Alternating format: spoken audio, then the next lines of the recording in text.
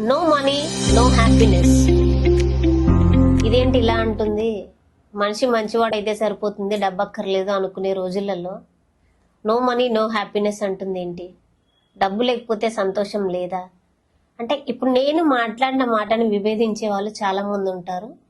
కానీ ఒక అడుగు కనుక లోతుగా వేసి ఆలోచించినట్టయితే ఖచ్చితంగా చెప్పొచ్చు, డబ్బు లేకపోతే హ్యాపీనెస్ ఉండదని.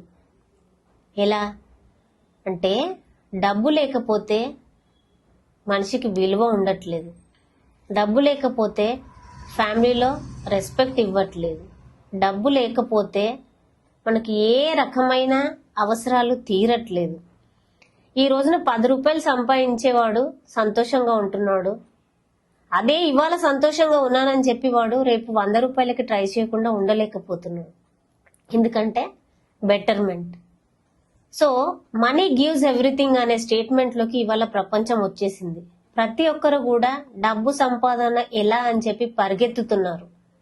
మనీ ఉంటేనే లైఫ్ హ్యాపీగా ఉంటుంది, మనీ ఉంటే ఎదుటి వాళ్ళు రెస్పెక్ట్ ఇస్తున్నారు, మనీ ఉంటే నించున్న వాళ్ళకి కుర్చీ వేస్తున్నారు, మనీ ఉంటే ఒక ఫంక్షన్ కి పిలుస్తున్నారు, మనీ ఉంటే వాళ్ళు అంటే మనము వాళ్ళని కేర్ చేయకపోయినా కూడా వాళ్ళు మన దగ్గరకు వచ్చి మాట్లాడుతున్నారు. సో ఈ రకంగా కనుక చూసుకుంటే రెస్పెక్ట్, వాల్యూ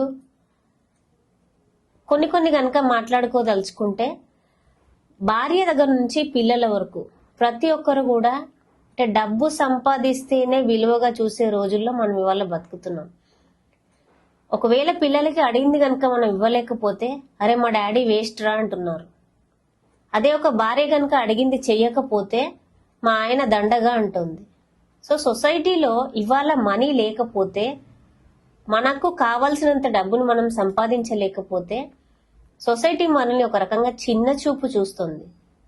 సో ఫ్రెండ్స్, ఖచ్చితంగా లైఫ్లో మనీకి ఇంపార్టెన్స్ ఇవ్వండి. ఎంత అంటే అది మనల్ని సొసైటీకి ఇంపార్టెంట్ చేసే అంతగా మీరు గనక మనీకి ఇంపార్టెన్స్ ఇవ్వగలిగితే definitely everything will be all right. Everybody respects you, including your family. Thank you.